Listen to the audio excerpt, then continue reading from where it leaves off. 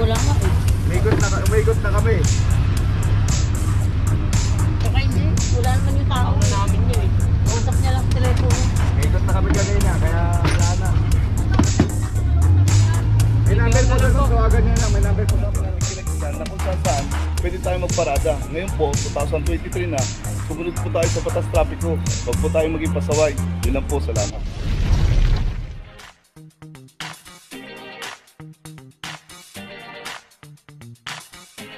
Papajo TV!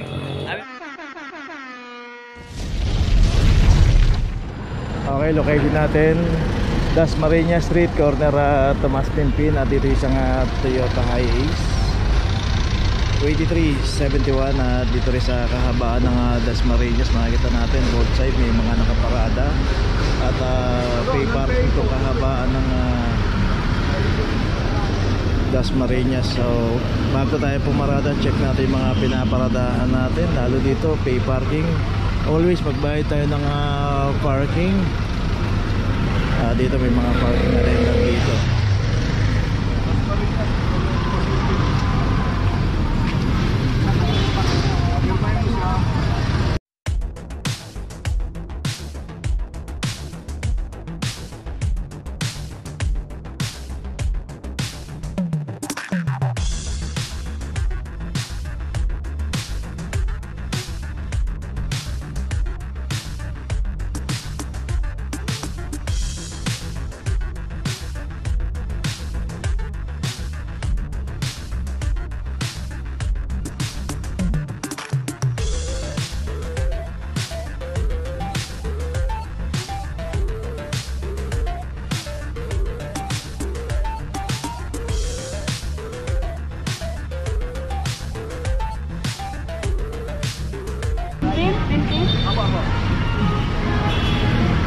So yun, makikita natin may mga signages dito sa kahabaan ng Dasmariñas. Pero yun nga, no, dahil naging pay parking to. Pero ganun pa man, dapat magbayad tayo ng parking dahil tinalaga itong area to para maging pay parking. Yung may notice na rin yung tuloy po tayo. Location natin Piña Street, corner Santor Street. Dito may isang Ford Everest. At ito meron rin claim number 2342. At saka yung isang Honda City rito 001. At dito nga makikita nga natin yung diretso na yun pagdating doon sa kanto Santor Street na yung pagkakumanan tayo doon palabas ng Ramon Magsaysay. At itong dalawang naklam dito bawal po kasi, no, alternate route to, itong kahabaan ng Piña Street. Dito rin makikita natin malalaki yung mga bahay rito. Lalaki ng mga garahe rito. So dito kung paparada tayo, much better pasok na lang natin sa loob ng garahe kung taga rito tayo. Yung iba rin kasi dito naliligaw, pumaparada rito. Pero kasi maraming mga condominium dito, makikita natin yung iba dito pumaparada, kala nila po pwede, wala nag-ooperate. Ayun, may notice na parehas yan. So iwasan po natin dahil ito kasama po sa dinadaanan ng clamping operation itong kahabaan ng Piña Avenue. Okay, tuloy na po tayo.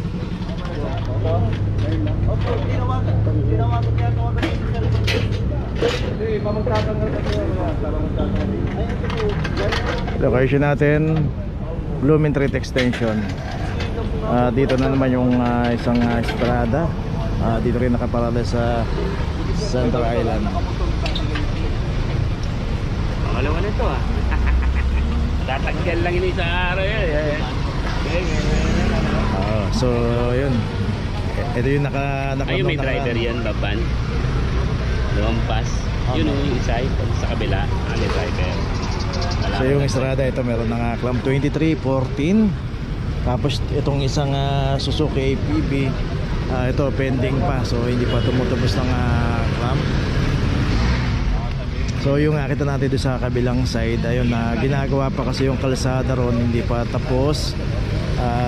Kaya nandun sila nakatambak muna at nakaparada lahat sila ron. Pero itong na-club dito, makikita natin bukas na yung kalsada rito na dadaanan.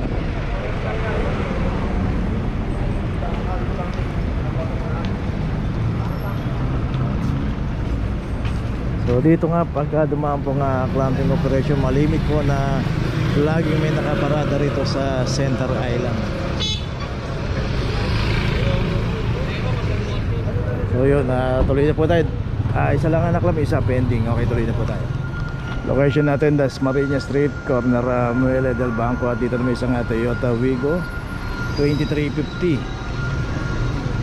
Dito rin makikita natin yun yung palabas ng Pasig River.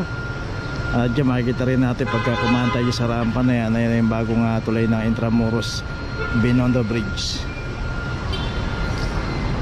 At ito wala rin driver itong Wigo. So dito na to sa Binondo District 3 ng Manila. Kasama po sa iniikutan ng clamping operation to.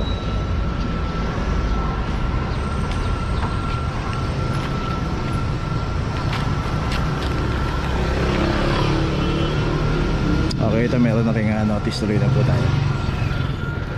Location natin Vicente Cruz, corner Labdizabal.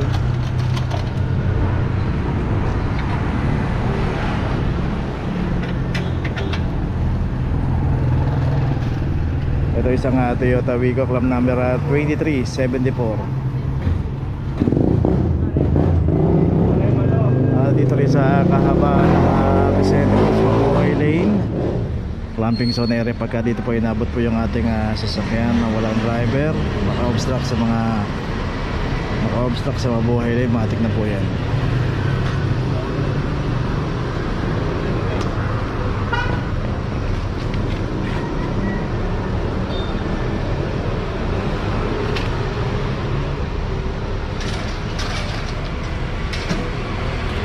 Okay, ito may notice na retro na po tayo.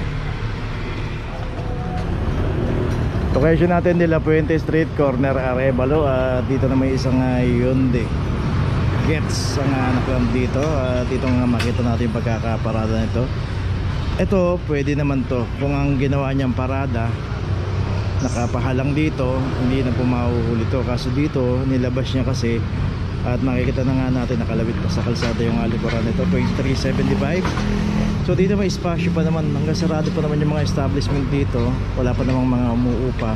Sana pinasok niya na lang dito para hindi panak lang. Okay, ito may notice na rin, tuloy na po tayo. Location natin Quintos, corner Loyola Street. Dito may isang Toyota Rush School Zone. At ito meron na rin may claim na rin 2349.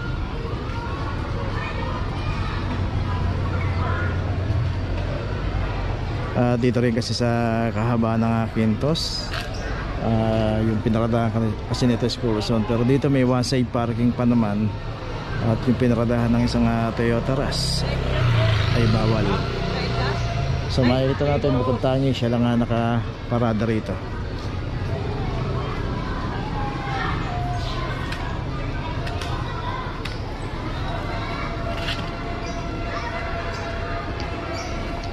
Okay, ito may notice na rin, tuloy na po tayo. Location natin Hidalgo Street. Ito malapit na tayo sa Quezon Boulevard. Dito nakaparada to sa may tulay. Itong isang minibus na biyaheng punta Quiapo, Santa Mesa. Dito nga na makikita natin, dito merong pumping station, may tulay. Dito nakaparada itong isang minibus na to at walang driver. 2370.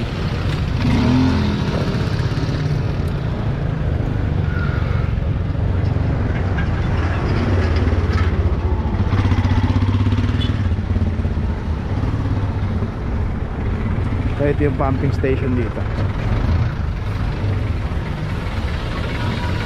Guzman? Oh.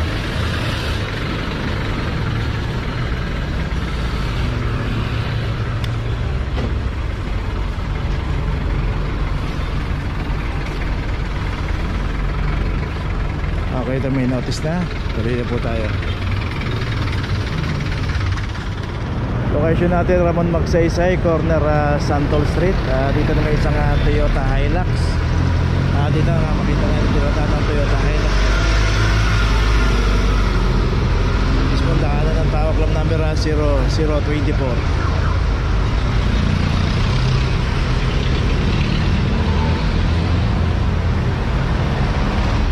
ko rin sana kung ginilid ng bahagya dito sa kabila yung pagkakaparada nito. Wag lang dito kasi bawal talaga rito dahil ito yung mismong bangketa. Doon at paano nakapasok sa property lane ng establishment. At ito wala rin nga driver kaya ito mayroon na rin nga notice. Tuloy na po tayo. Location natin Laonlan, corner Los Castillas. Dito na may isang Mirage. At ito meron na rin aklam 2349. Dito lang to sa may mga nagtitinda ng bulaklak. At makita natin yan yung Lacson Avenue.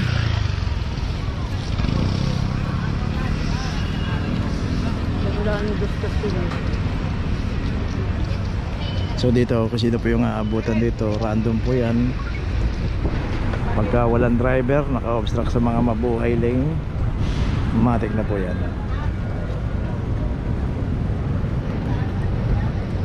Okay, ito may notice na rin. Tuloy na po tayo. Location natin Fajardo, corner Prudencio Street.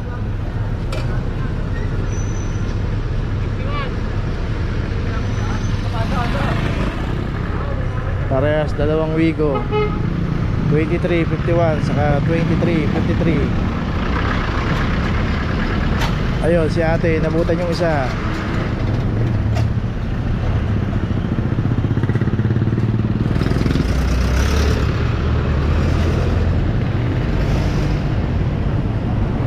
So dapat maging aware po tayo dito sa pinaparadahan natin pagka nasa mabuhay lane po tayo.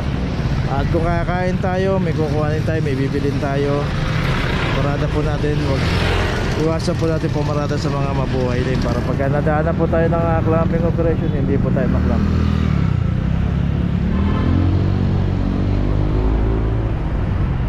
Okay, ito may notice na isang Wigo.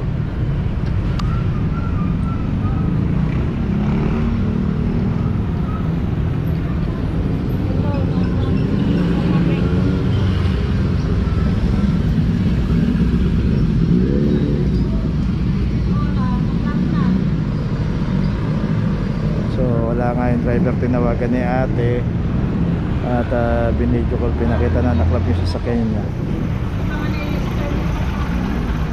So ganun po, dapat talagang nasa atin na po yung nasa may-ari na po ng mga sasakyan niya kung paano natin ipaparada yung ating mga sasakyan.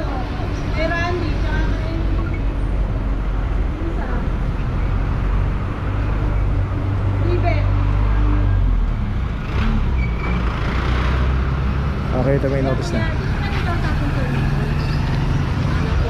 Hindi ba ka pwedeng may makausap? Hindi po ma'am, padala po ng papel. Ayun, may kausap si ate doon sa phone, ka-video call at nagtatanong kung sino ka pwedeng kausapin. At yun nga, tinapat na siya sa City Hall na lang daw makipag-usap. Okay, tuloy na po tayo.